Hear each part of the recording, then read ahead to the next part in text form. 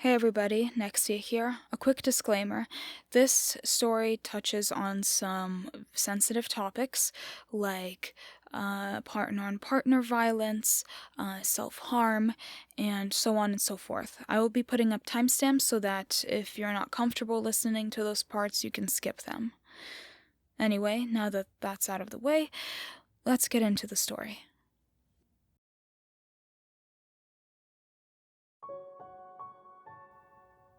Sarah used to feel everything. She was the kind of child who would catch fireflies in glass jars, her hands muddy from the passing storm. She would stare at the twinkling little lights for hours, refusing to go to sleep, no matter how much I begged her to. She would just shake her head, smile, and say, "They're just too beautiful, Mommy, like little stars." And when they died the next day, as everything inevitably does, she would howl, her little body racked by sobs and red with anguish.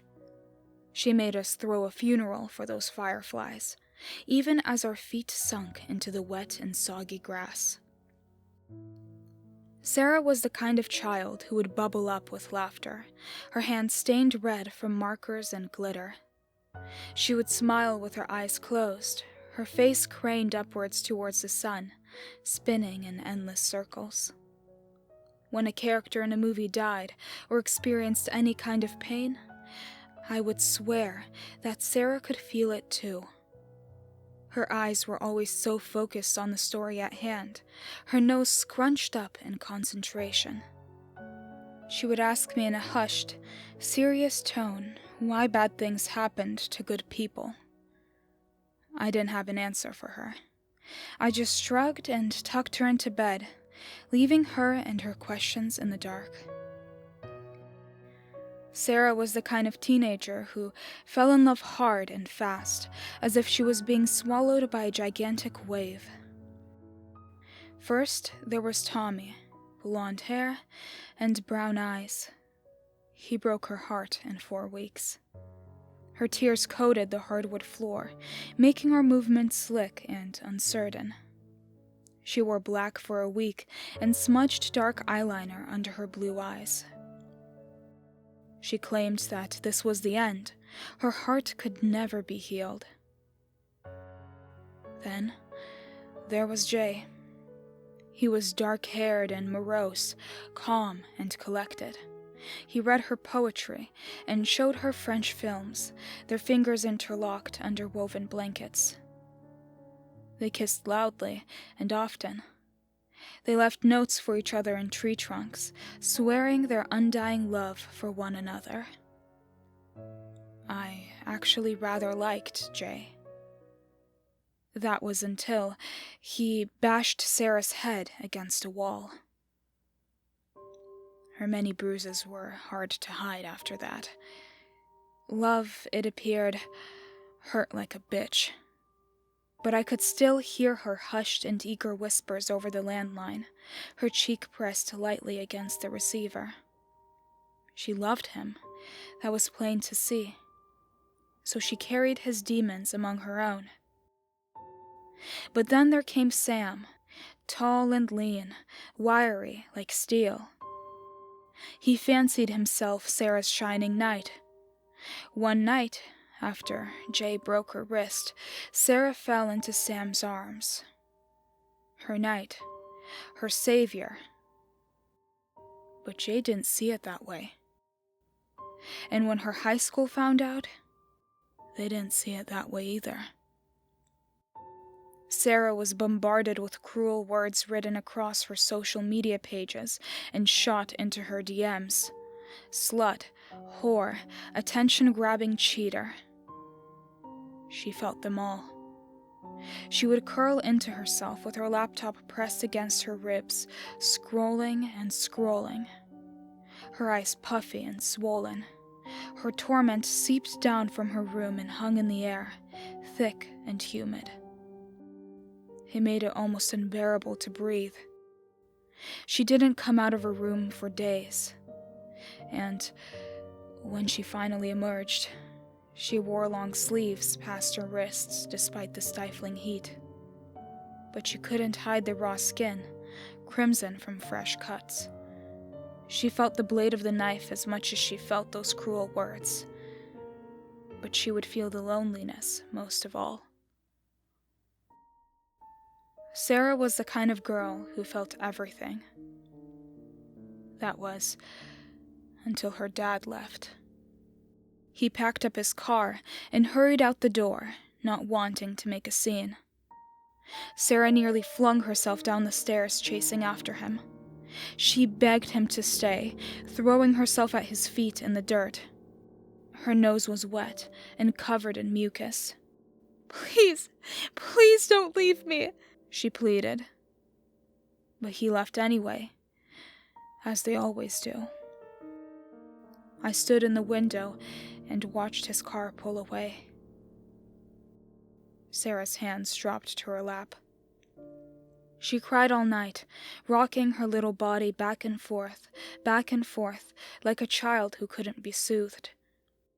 I could hear her muffled cries against her bedroom wall, punctured by lonely screams and the occasional whimper. The next day, her tears were dry and she seemed lighter, almost unburdened by her father's departure. But then I saw her eyes, blank and empty. Of course she was unbothered. She couldn't feel anything at all. No, not anymore. We existed like that for years as a mother and daughter, circling around the house, taking up as little space as possible.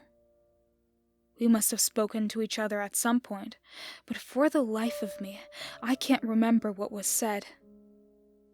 We merely existed in the same house, breathing, sleeping, eating, repeat.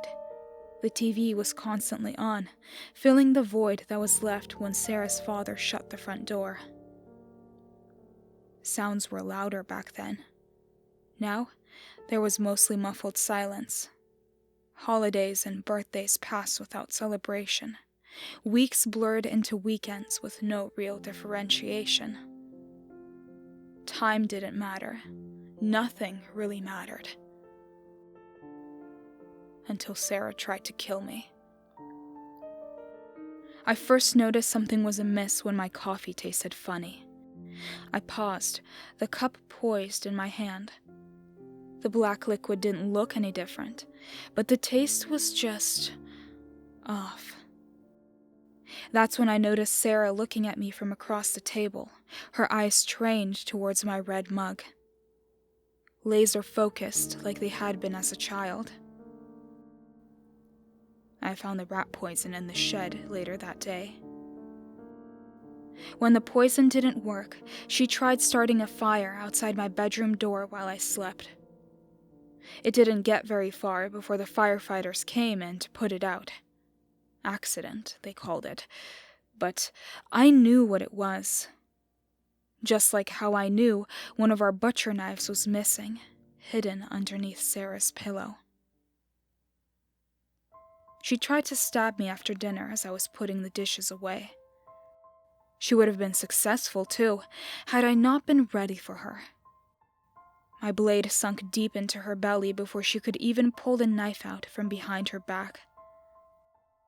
Her lips made a small O shape, shocked and hurt.